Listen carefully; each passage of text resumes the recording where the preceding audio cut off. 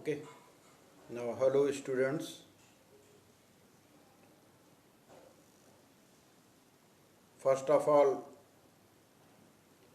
you should notice one thing. When you see this lecture, you always come with the notes, and the notes are provided through the Google Classrooms. You open the notes and then listen the lecture carefully. Then you will get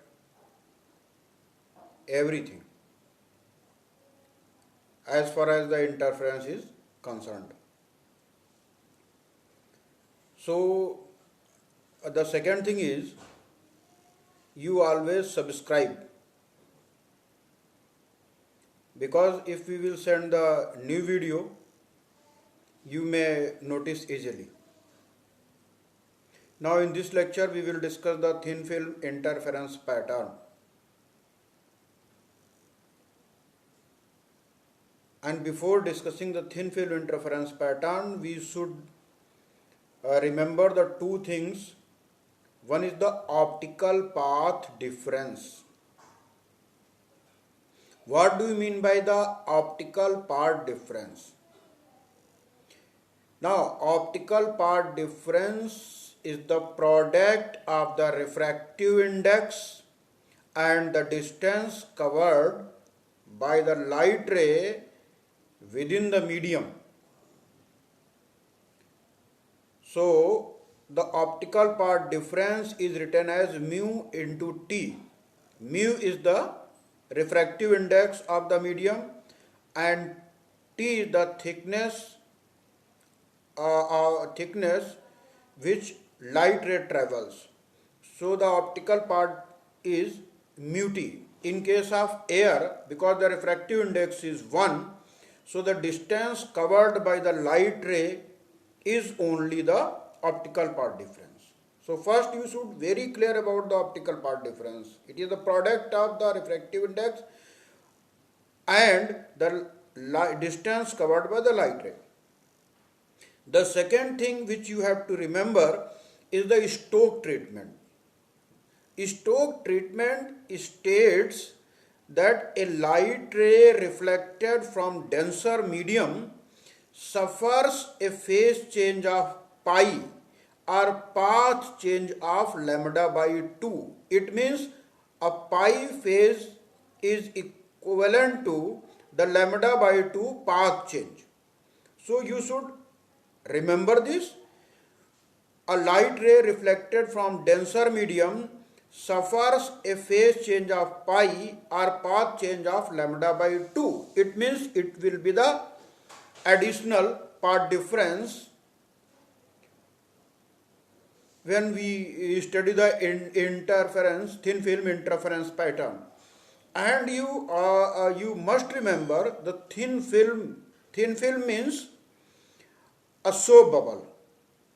Thin film means air drop on the water surface. Thin film also means a glass plate of thickness micrometer order, that is 10 to the power minus 6 meter. So when a light ray coming from source S incident on a glass plate at point A, now you notice, you open the class notes provided by the Google Classroom. When a light ray coming from source S incident on a glass plate at point A, some intensity is reflected along AB and some intensity is transmitted along AC. At point C, it is further reflected and transmission. So the light ray follow the multiple reflection within the glass plate. In this way, we have a reflected beams 1 and 2 and transmitted beam 3 and 4. When beam 1 and 2 interfere, it gives the interference pattern in reflected light. And when beam 3 and 4 interfere, it will produce the interference pattern in the transmitted light. So first we will see the thin film interference pattern in reflected light. we see in the diagram that beam 1 and 2 is the reflected beams, and the beam AB is reflected from the denser medium, whereas the beam that is DE is coming from the same medium, that is within the glass plate. So the path difference between beam 1 and beam 2 is denoted by delta x, and this delta x is equal to mu times AC plus CD minus AM. We draw the perpendicular from point D on the ray AB, right? And we consider the thickness of this glass plate is T, and the refractive index of the glass plate is mu. That is why this mu is multiplied by the AC plus CD. And AM, the light ray covers distance in the air. So this AM is not multiplied by the refractive index. So this delta x is the path difference, optical path difference between the beam 1 and beam 2. Now to calculate this, what is AM? To calculate this AM, we apply the Snell's law. Snell's law, that is the mu is equal to, the refractive index is the ratio of sine of angle of incidence to the sine of angle of refraction. We will put from the diagram the value of sine I and sine R and get AM is equal to mu times ND. We draw the two perpendicular, one is from point D to ray AB, that is DM, and the second is from point A to PD, that is PN. Now you see the diagram and it will be more clear to you. So this optical path difference between beam 1 and beam 2 can be calculated. This is equal to mu is equal to PC plus CD minus mu ND. This delta x is equal to mu, because we notice this PC is equal to AC by construction. By construction, this PC is equal to AC. We may write in place of AC PC. So this delta x is equal to mu times PC plus CD is equal to PD minus mu ND. So this delta x is equal to mu times PD minus ND, and hence therefore delta x is equal to mu times Pn. How we calculate the Pm? From the concept of the projection, this Pn is equal to Pa cos R, and this Pa, we can say this Pa is equal to 2t. So this delta x is equal to 2 mu t cos R. The path difference between beam 1 and beam 2 is 2 mu t cos R. Now because this beam AB is reflected from the denser medium, therefore we apply the Stokes treatment and add or subtract, that means the difference, the add and subtract the path lambda by 2, because according to the Stokes treatment, a light ray reflected from denser medium suffers a phase change of pi or path change lambda by 2. So this delta x is equal to mu t cos R plus minus lambda by 2. Whenever this path difference is even number multiple of half wavelength means lambda by 2, we will get the bright fringe, and therefore the condition for the bright fringe is 2 mu t cos R plus minus lambda by 2, which is equal to 2n lambda by 2. If we transfer this lambda by 2 from left hand side to right hand side, we will get the condition for the bright fringe in the reflected light, that is 2 mu t cos R, which is equal to 2n plus minus 1 lambda by 2. Here T is the thickness of the film, mu is the refractive index, R is the angle of refraction, and lambda is the wavelength of incident light. Remember, n is the order of interference, and for minima this the path difference, that is 2 mu t cos R plus minus lambda by 2, this is equal to 2n plus minus 1 lambda by 2. this is equal to 2 mu t cos r is equal to, if we transfer this lambda by 2 along the right hand side, we write this is 2 mu t cos r is equal to 2n lambda by 2. So this is 2 mu t cos r is equal to 2n lambda by 2 is the condition for the dark fringe in reflected light. Now we come to the thin film interference pattern in the transmitted light, right? Now similarly we consider a glass plate of thickness t and refractive index mu. A light ray coming from source S incident at the point A on the glass plate, where some intensity is reflected and some intensity is transmitted along AB. At point B it is further reflected and transmitted, and the light ray undergoes multiple reflection within the glass plate. VM 3 and 4 are the transmitted beam. When they interfere, we get the interference pattern in the transmitted light.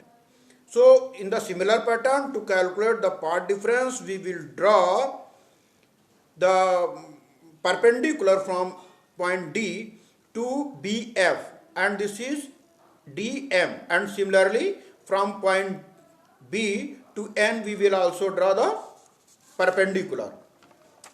Now this path difference between beam 3 and 4 may be written as delta x is equal to mu times BC plus CD minus BM.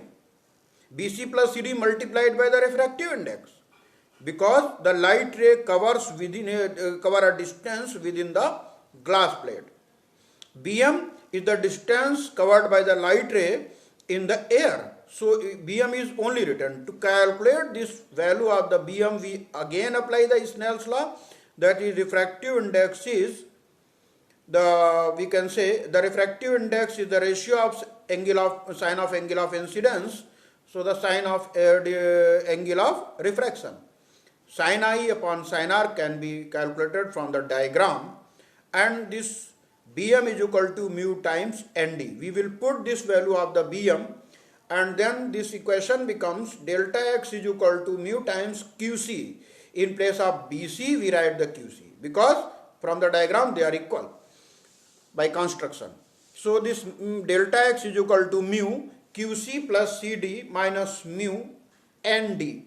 So this delta x is equal to mu QD minus mu ND. Delta x is equal to mu QD minus ND. So this delta x is equal to mu times Qn. Qn from the concept of the projection, and this Qn is equal to BQ cos R. BQ is equal to twice of the thickness of the glass plate. So delta x is equal to 2 mu t cos R, right? Whenever this path difference, that is 2 mu t cos R, is equal to the 2n lambda by 2, we get the bright fringe. And whenever this path difference is odd number multiple of half wavelength, that is 2 mu t cos R is 2n plus minus 1 lambda by 2, we will get the dark fringe. Now if we see the condition of bright and dark fringes of reflected light, and see the condition for the bright and dark fringes in transmitted light, we find the conditions are just reverse. So these conditions, we can say the conditions are complementary. That means if particular order of the fringe in reflected light is dark, the same order of the fringe in transmitted light will be bright. That means the fringe pattern in reflected light is complementary to the fringe pattern in the transmitted light interference by the thin film. It also means the formation of fringe follow the law of conservation of energy, because at one place the energy appears, that is the bright fringe. At another place the energy disappears, that is the dark fringe. Now students, please you remember the two things. Number one, when you listen this lecture, you always open the notes provided by the Google Classroom, right? Second, now take the print out these notes, and after review of this class notes, when you listen this video, you will learn and make comprehensive more and more. Second, you subscribe this channel, because the next video, you may easily notice the new video. New video will be on the Newton's ring interference pattern, which will be either tomorrow or day after tomorrow. You don't care. We will send each video, each notes, each problems which will you face in the AQTU examination. So don't care, be serious regarding the, okay. We will send you by any process each and every topic's notes and video lecture too. And if you like this video, then please share it. Now thank you.